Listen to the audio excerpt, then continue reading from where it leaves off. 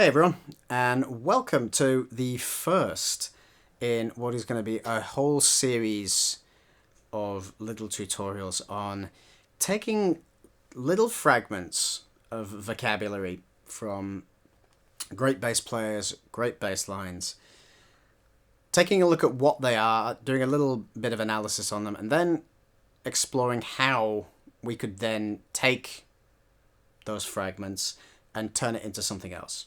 Turn it into something that we can then incorporate within our own lines. You can use the concepts to develop fills of your own. You could even you can take the entire idea if you want. You could chop it up, use little bits of it.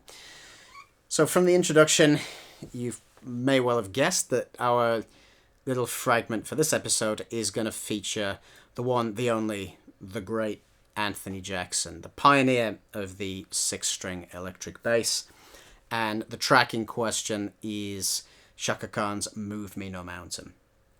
So you should be able, by the time this goes out, you should be able to get a complete transcription of that. You can also find a full playthrough that I did of that tune. I am no Anthony Jackson. I did my best. What can I say?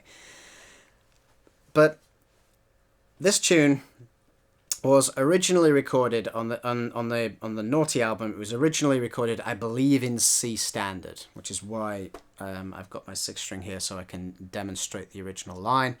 So that is a 4-string tuned in fourths starting on low C. So that would be C, F, B flat, E flat. So that was how it was originally recorded. If you're gonna play along with this in the original version, you will need a low B string unless you retune your 4-string to C standard. So the piece of vocabulary in question is this little fill here.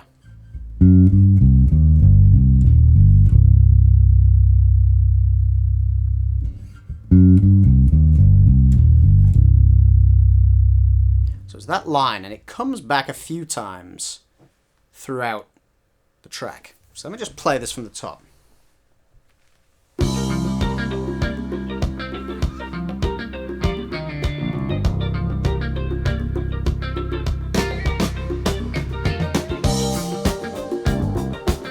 Here we are.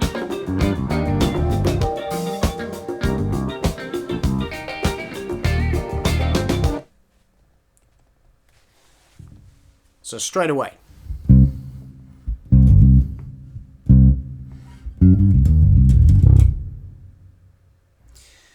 So what this is, let's just break this down. So the chord is C minor, and it's almost all chord tones. So let's just break down our C minor chords. So the chord tones are C, our root note, E flat, G, B flat. That's our C minor 7. Now the fill doesn't start on any of those. It starts on the tritone. So this is starting on G flat or F sharp. So it goes a half step into the 5th. Now the thing that really attracted me to this particular idea, and actually it's worth kind of pointing out, whenever you're transcribing an idea, whenever you're looking to take an idea and incorporate it into your own thing, tear it apart, rebuild it, it's always a good idea to understand what it is that's actually attracted you to the idea in the first place. Understand the why. You know, something I'm going to talk about in much more depth in other transcription videos. You have to understand why. Why this idea? What is it about this line, this lick, that has made you go, ooh, that, I want that as part of my thing. So the thing that really got me with this is how angular it sounds in terms of the contour of the line. So, and it was that tension leading into it that also kind of grabbed my attention. That tritone going into the 5th. That tension was like, oh, that's I like that. That's cool. So it's F sharp going to G, C to E flat, G to C, E flat to G, and then it resolves onto that low C.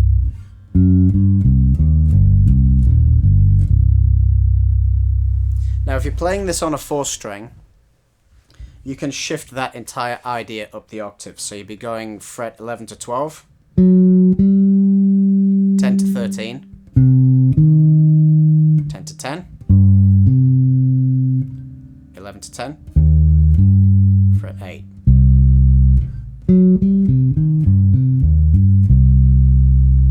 Now I will include the 4-string version of that in the PDF for you.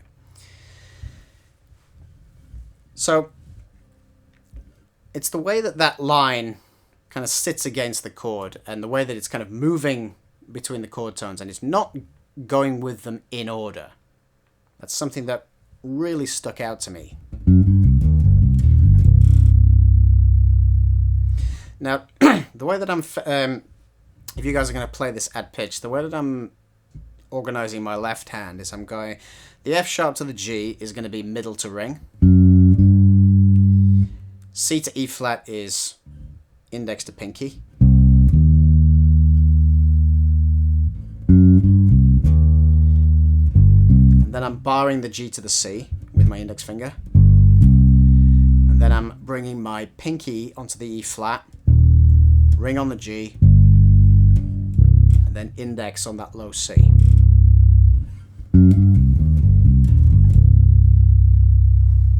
So the first thing that we can do is start to integrate that idea in the original key. And something that I like to do, which I'll demonstrate now. So the transcription software, again, I'm going to go into my transcription process in much more detail, but the software that I use is the app AnyTune, and that allows you to set up loops, you can change the pitch, all kinds of things you can do. But what we'll do first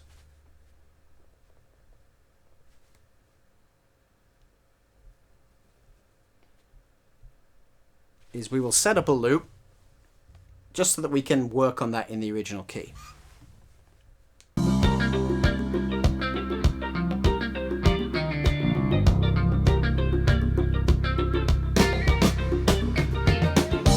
So we'll start there. Hold on. So that will be the start of our loop.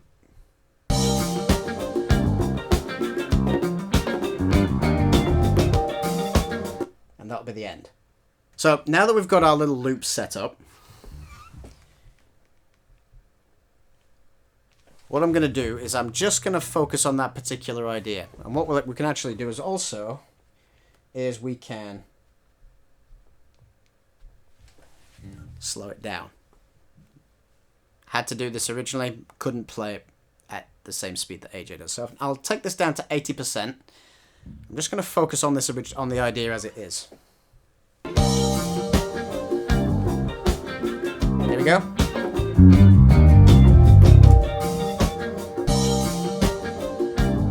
Again.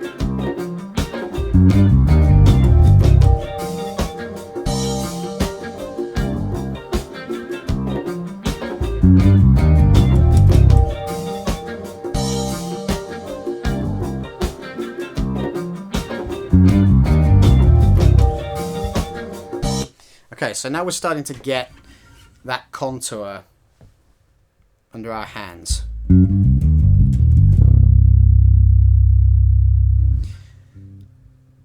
Next step, let's start to move this into different keys. So one thing we could do is just move it up a fourth. So instead of in C, we'll now do it in F. So now that is possible on a 4-string.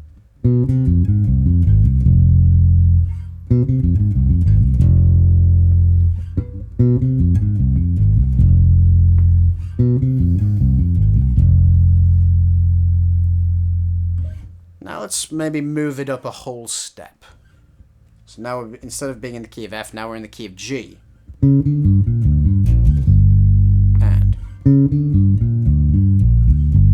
let's do that a little bit slower.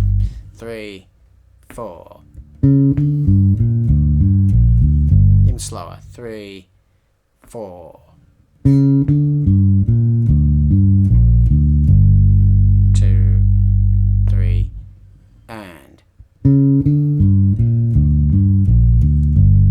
3, 4.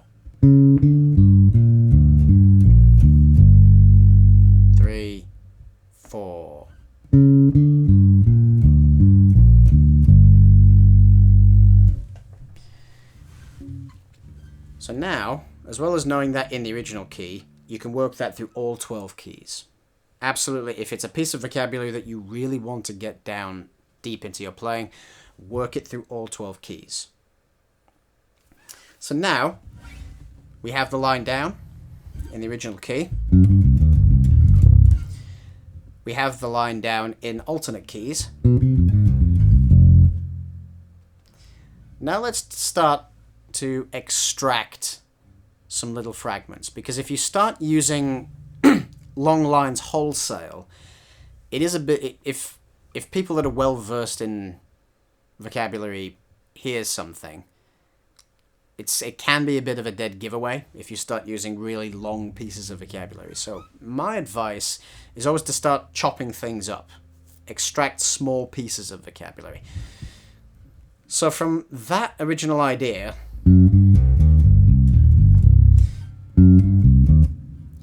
just those 4.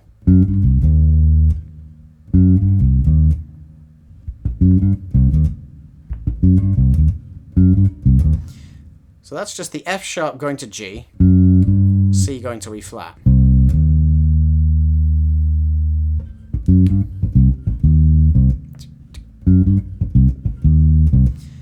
So we can start,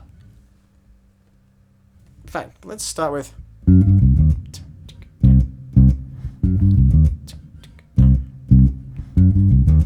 keep it with the rhythm as it originally was. In fact, let's just get some drums in here. So this, as is often the case, this is the SBL Groove Trainer.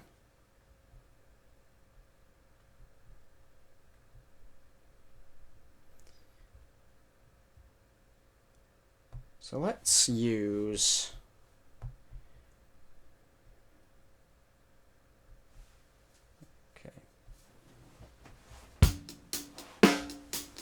so that's Darren Stanley's Solid Wood Floor. So we can take this little fragment and start to apply it.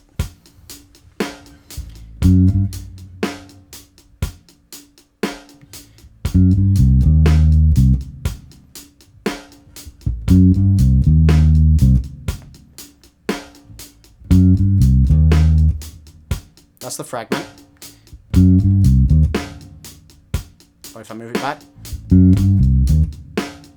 3.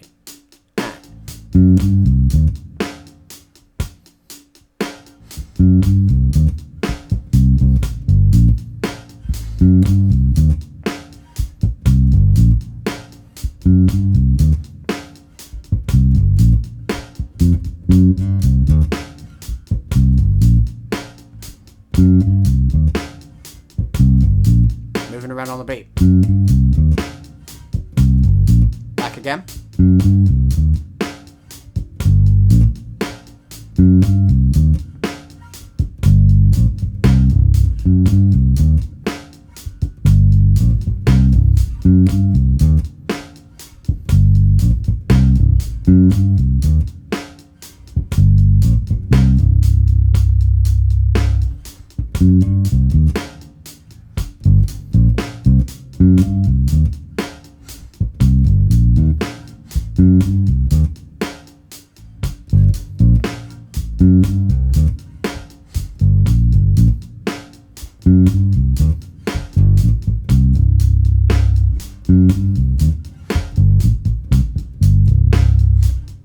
Okay. So you're taking a relatively small piece of vocabulary there and you start to integrate that within the line. You can just start with just the idea and the drum track. Just the idea on its own.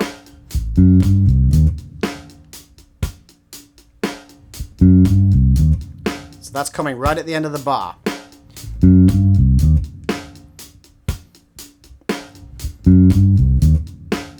Let's move it forward now.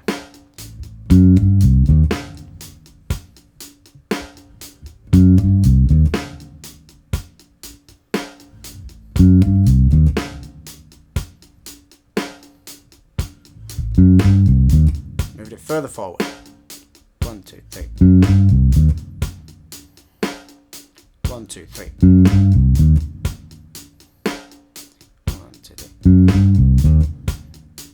move it further forward. 1, 2.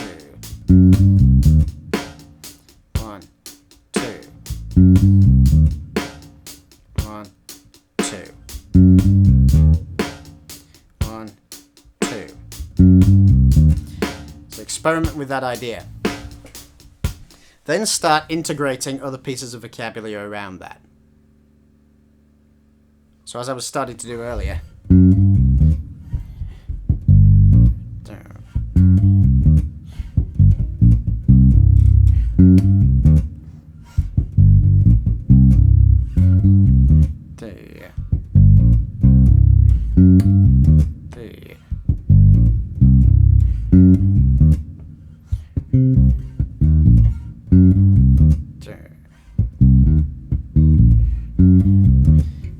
all kinds of things that you could then start to incorporate around that. So take that little piece of vocabulary, start chopping it up, start working it.